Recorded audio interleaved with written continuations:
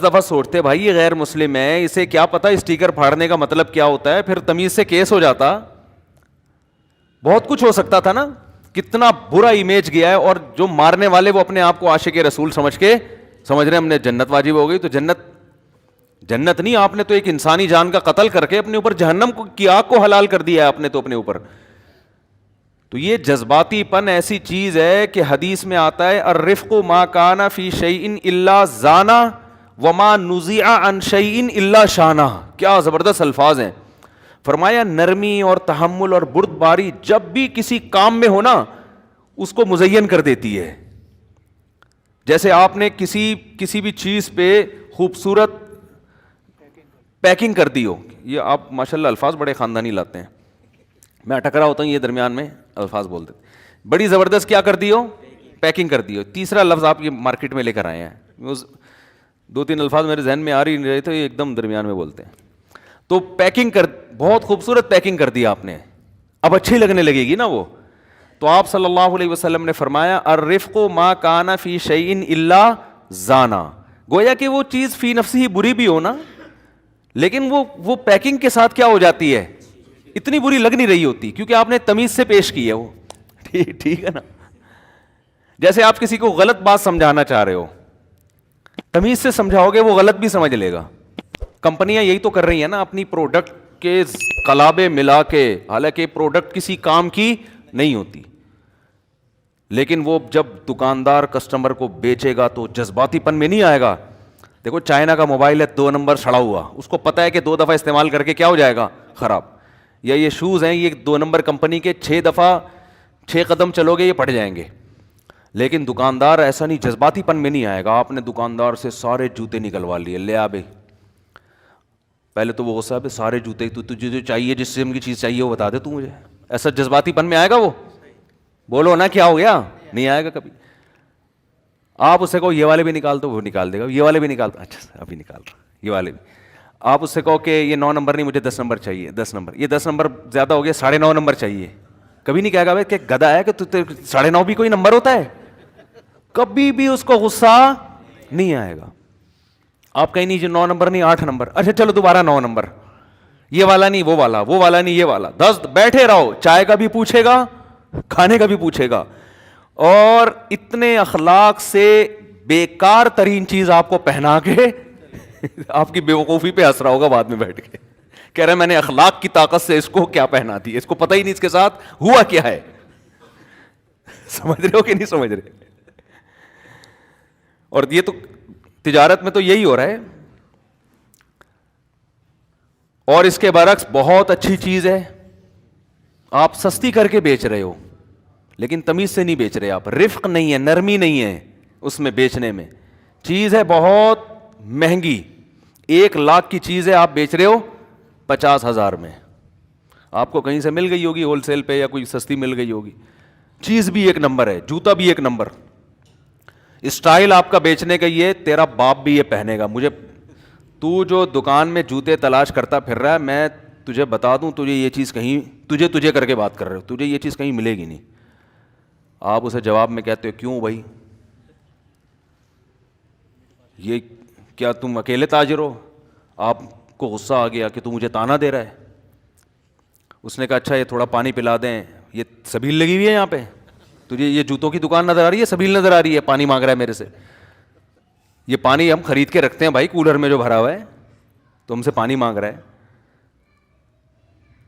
50 روپے کا مال نہیں خرید رہا. اور ایک صاحب نے مجھے کہا, مجھے میرے گھر میں کوئی ٹیوشن پڑھنے آتا تھا, 6,000 فیس دیتا تھا, اور پانی 4-5 گلاس روزانہ پیتا تھا. کہہ رہے ہم نیسلے کا پانی لگوایا ہوا تھا ہم نے. تو ہم نے کہا کم بخت جتنی فیس نہیں دے رہا اتنے کا تو پانی پی کے جا رہے ہیں ہمارے یہاں سے. مجھے ان کی بات پہ بڑی ہنسی آ رہی تھی. کہہ رہا اتنی تو فیس دے نہیں رہا جتنا ہمارے گھر سے پانی پی کے جا رہا ہے تو. تو کہہ رہا میں نے اس کو پانی بند کر دیا اس کا, کہ میں نے کہا یہ پانی نہیں ملے گا تجھے یہاں پہ. تو میں نے اس سے کہا, میں نے کہا تمیز سے کوئی دوسرا پانی پلا دیتے, وہ کون سا کہہ رہا ہے کہ نیسلے کا چاہیے یا ایکوافینا کا چاہیے, کوئی اور پلا دیتے. تو کسٹمر سے, دکاندار سے سیکھو کہ کیسے کسٹمر کے ساتھ کپڑوں کے تھان نکلوا کے پھینکوا دیں گے, اور آپ ویسے ہی اٹھ کے چلے جاؤ گے. وہ کبھی بدتمیزی نہیں کرے گا دکاندار, کبھی نہیں. کیوں؟ اسے پتا ہے کہ ہو سکتا ہے دوبارہ آ جائے وہ اگلے امکان کے چکر میں, ورنہ اس کو تو غصہ آنا چاہیے کہ کم بات آدھے گھنٹے سے میں تجھے سارے تھان کھول کے, تیرا باپ بند کرے گا ان کو بیٹھ کے اب یہاں پہ, وہ یہ کہہ سکتا تھا نا یہ جو ہے لیا کچھ بھی نہیں ہے, باتیں کر کے چلا گیا. اور جو اس طرح بد اخلاقی سے کر رہے ہوتے ہیں ان کا بزنس کیا ہو جاتا ہے, تباہ ہو جاتا ہے. تو چاپلوسی تو خیر نہیں کرنی چاہیے, لیکن اخلاق تو اخلاق ہے نا. تو نبی صلی اللہ علیہ وسلم نے فرمایا الرفق ما کان فی شیء الا زانا, جب بھی کسی چیز میں رفق, نرمی, اخلاق آتے ہیں نا تو وہ چیز کیا ہو جاتی ہے, مزین. وما نزع عن شیء الا شانا, فرمایا جب کسی چیز سے نرمی نکال لی جاتی ہے تو کتنی پسندیدہ چیز ہو, کتنی اچھی چیز ہو, وہ بھی کیا ہو جاتی ہے, بیکار ہو جاتی ہے. ایسے اتنے واقعات ہیں نا, اگر میں سنانا شروع کروں کیسے جھگڑے ہو رہے تھے, کیسے مسائل ہو رہے تھے, کس طرح سے وہ گھروں کے جھگڑے ختم ہوئے, آپ نے اپنی پالیسی تھوڑی سی کیا کر لی, چینج کر لی. اور اس میں بس یہ بات کر کے میں اصل ٹاپک کی طرف آتا ہوں. جب کسی کو نصیحت کرنے لگو نا, سب سے خطرناک معاملہ یہ ہے کہ آپ کسی کو کسی کی غلطی پہ ٹوک رہے ہو. یہاں تو آپ کو بہت دفعہ سوچنا پڑتا ہے, کیونکہ دنیا میں انسان کو سب سے زیادہ اپنی عزت پیاری ہوتی ہے. جب آپ اس کی کسی برائی کو ہائی لائٹ کرتے ہو نا, اس کو یہ محسوس ہوتا ہے میری بے عزتی ہو رہی ہے. یہاں ہر آدمی طیش میں آتا ہے, اور جتنا زیادہ قابل عزت ہوگا اس کو غصہ اتنا ہی زیادہ آئے گا, کیونکہ اس کی انسلٹ زیادہ ہو رہی ہے نا. کسی بھنگی کو آپ نے کہہ دیا میلا, تھوڑا سا غصہ آئے گا اس کو, لیکن کسی بہت ہی نفیس خاندان کا آدمی ہو, بہت ہی, اس کو میلا کہہ دیا, وہ تو پاگل ہو جائے گا غصے میں. تو اس میں جب کسی کے اندر کوئی برائی ہوتی ہے تو اس کا مقام لازمی دیکھا جاتا ہے.